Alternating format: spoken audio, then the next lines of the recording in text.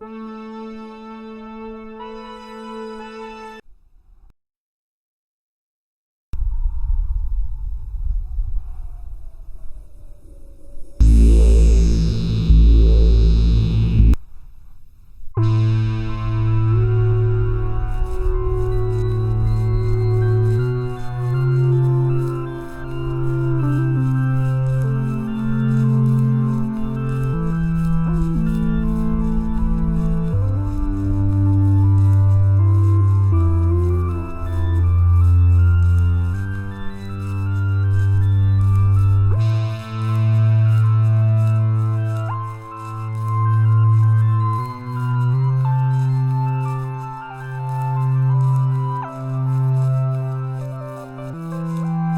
natural leadership, which with my uncle procured the instruments from the laboratories of Brown University and the Cranston Street Armory and instinctively assumed direction of our venture, was a marvelous commentary on the potential vitality and resilience of a man of 81. Elihu Whipple had lived according to the hygienic laws he had preached as a physician, and but for what happened later would be here in full vigor today.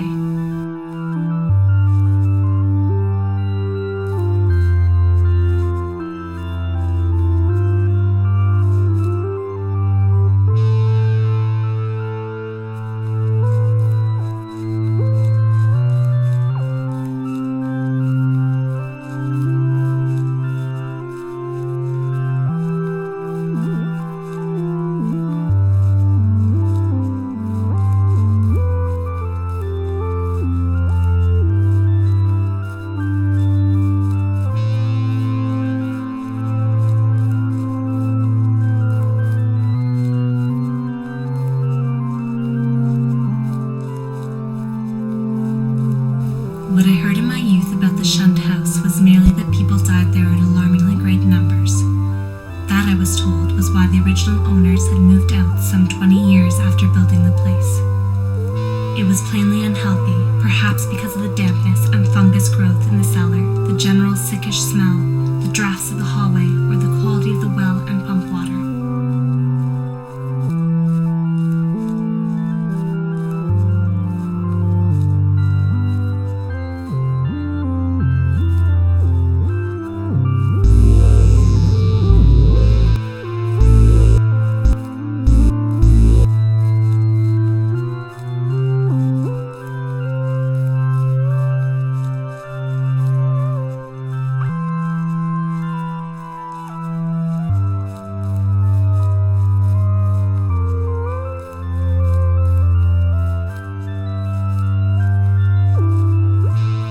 In short, it seemed to my uncle and me that an incontrovertible array of facts pointed to some lingering influence in the shunned house, traceable to one or another of the ill-favored French settlers of 2 centuries before, and still operative through rare and unknown laws of atomic and electronic motion.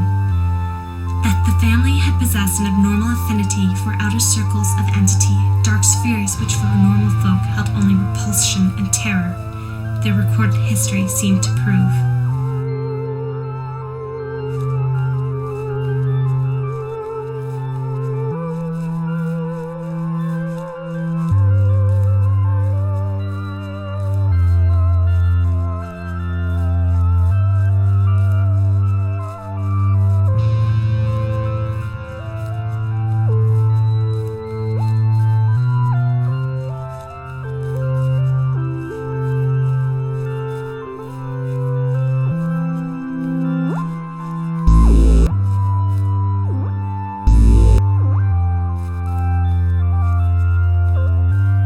To declare that we were not nervous on that rainy night of watching would be an exaggeration both gross and ridiculous.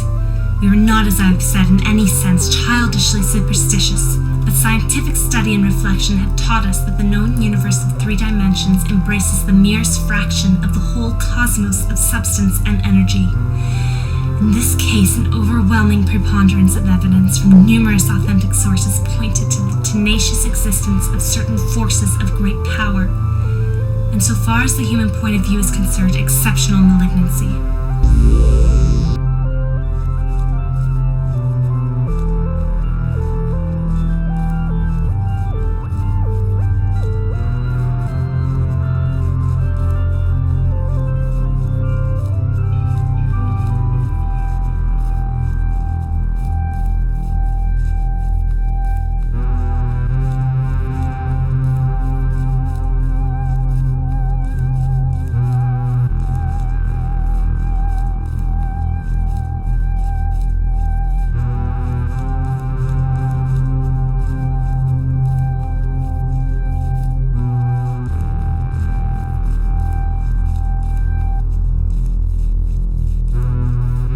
thing was surely not a physical or biochemical impossibility in the light of newer science, which includes the theories of relativity and intraatomic action.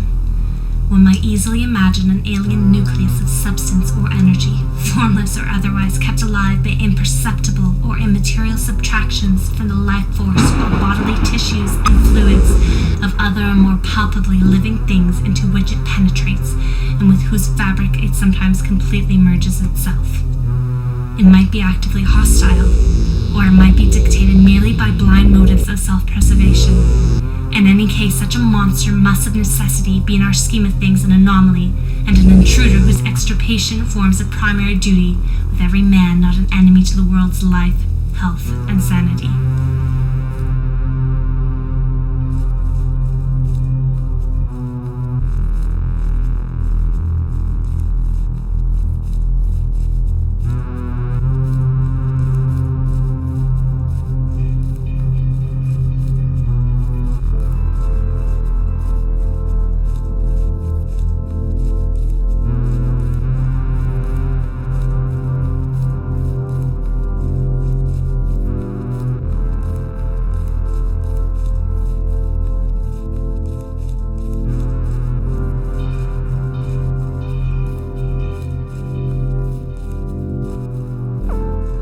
What baffled us was our utter ignorance of the aspect in which we might encounter the thing.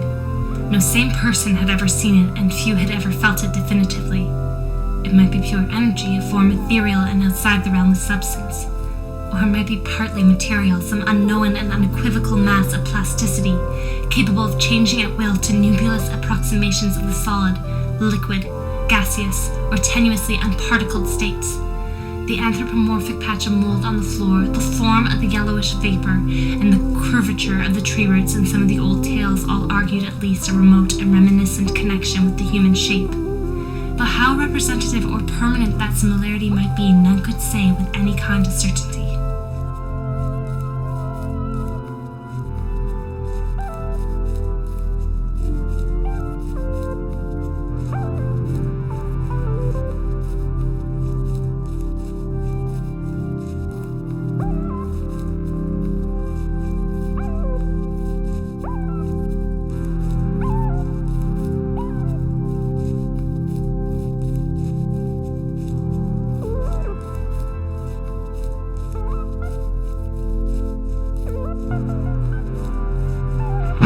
West of Arkham, the hills rise wild, and there are valleys with deep woods that no axe has ever cut. There are dark, narrow glens where the trees slope fantastically, and where thin brooklets trickle without ever having caught the glint of sunlight. On the gentler slopes there are farms, ancient and rocky, with squat, moss-coated cottages brooding eternally over old New England's secrets in the lee of great ledges. But these are vacant now, the wide chimneys crumbling and the shingled sides bulging perilously beneath low gambrel roofs. The old folk have gone away, and foreigners do not like to live here. French Canadians have tried it, Italians have tried it, the Poles have come and departed. It is not because of anything that can be seen or heard or handled, but because of something that is imagined. The place is not good for the imagination. It does not bring restful dreams at night. It must be this which keeps the foreigners away, for old Ammy Peace has never told them of anything he recalls from the strange days. When I went into the hills and vales to survey for the new reservoir, they told me the place was evil.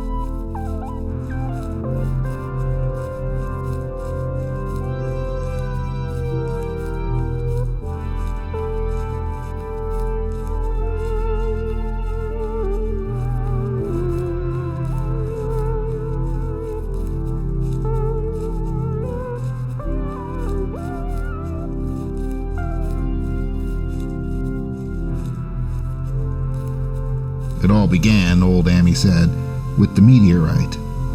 Before that time, there had been no wild legends at all since the witch trials, and even these western woods were not feared half so much as the small island on the Miskatonic, where the devil held court beside a curious altar, older than the Indians. These were not haunted woods, and their fantastic dusk was never terrible till these strange days. Then there had come that white noontide cloud, that string of explosions in the air, and that pillar of smoke from the valley far in the wood. By night, all Arkham had heard of the great rock that fell out of the sky and bedded itself in the ground beside the well at the Nahum Gardner place. Nahum had come to town to tell people about the stone. They had dropped in on Amy Pierce's on the way. Amy was 40 then, and all the queer things were fixed very strongly in his mind. He and his wife had gone with 3 professors from Miskatonic University, who hastened on the next morning to see the weird visitor from unknown stellar space.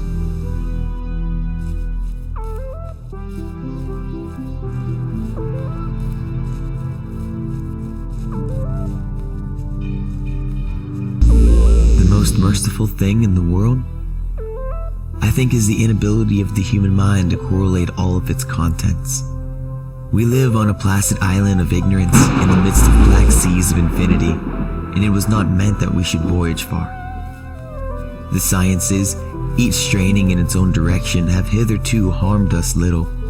But someday, piecing together of disassociated knowledge will open up such terrifying vistas of reality and of our frightful position therein, that we shall either go mad from the revelation, or will flee from the deadly light into the peace and safety of a new dark age. I shall never knowingly supply a link in so hideous a chain. I think that the professor too intended to keep silent regarding the part that he knew, and that he would have destroyed his notes had not sudden death seized him.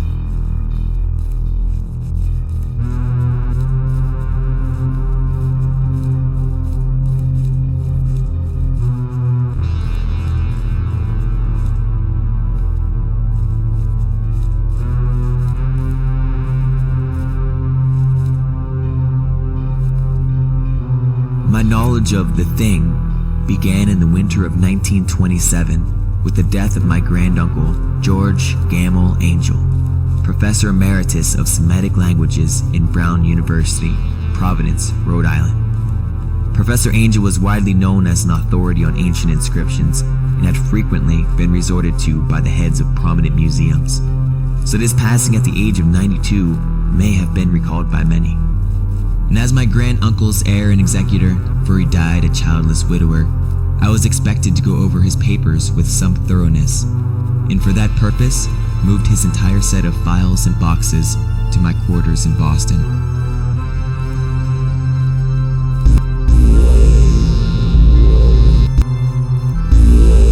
They had uncovered what seemed to be the side of a large colored globule embedded in the substance.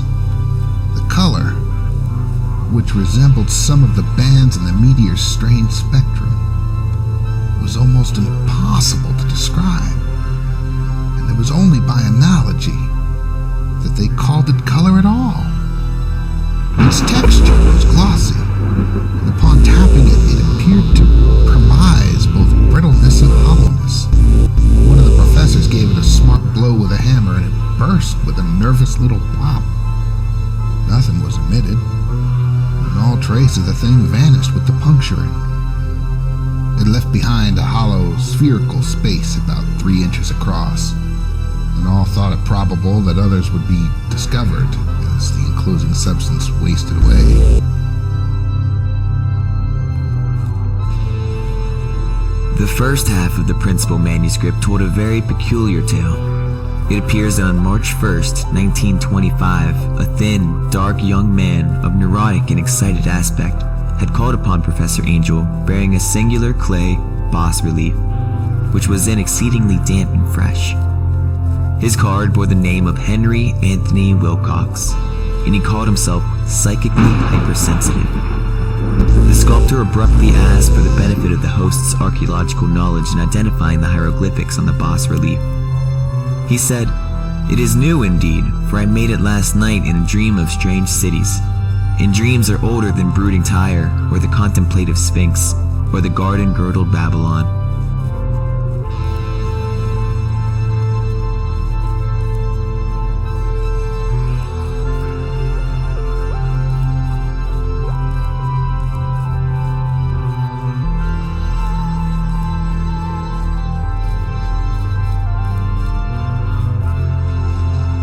April brought a kind of madness to the country folk, and began that disuse of the road past Nahem's which led to its ultimate abandonment. It was the vegetation. All the orchard trees blossomed forth in strange colors, and through the stony soil of the yard and adjacent pastures there sprang up a bizarre growth, which only a botanist could connect with the proper flora of the region. No sane, wholesome colors were anywhere to be seen except in the green grass and leafage. But everywhere those hectic and prismatic variants of some diseased and underlying primary tone without a place among the known tints of the earth.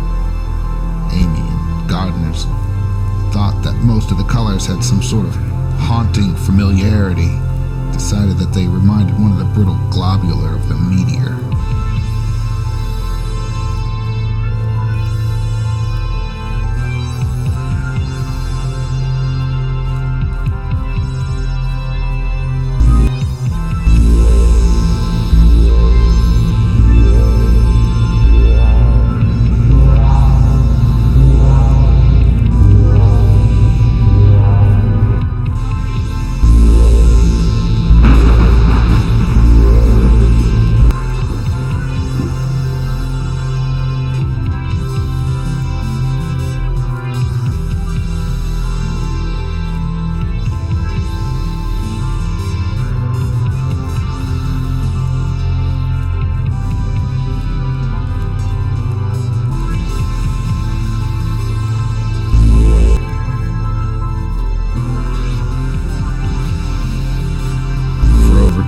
Ami saw nothing of Nahum, and then, worried about what might have happened, he overcame his fears and paid the gardener place a visit.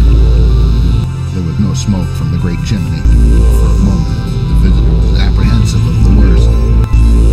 The aspect of the whole farm was shocking. Grayish withered grass and leaves on the ground, vines falling in brittle wreckage from archaic walls and gables.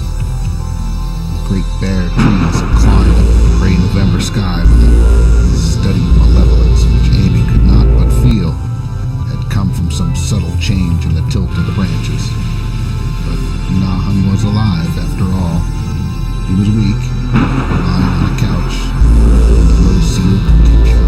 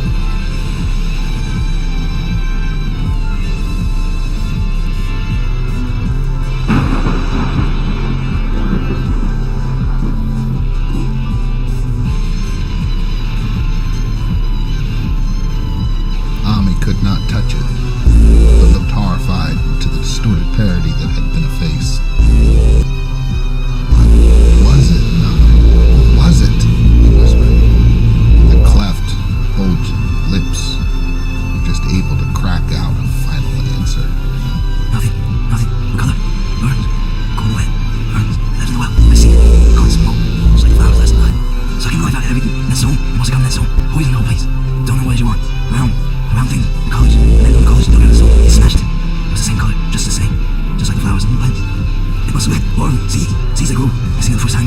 It's sweet. Also got a strong on side. He's a big boy. Hold on. It beats down your mind. Get secret out. No what? Don't worry about that evil. Evil one. Since they will come back, we'll kick it away.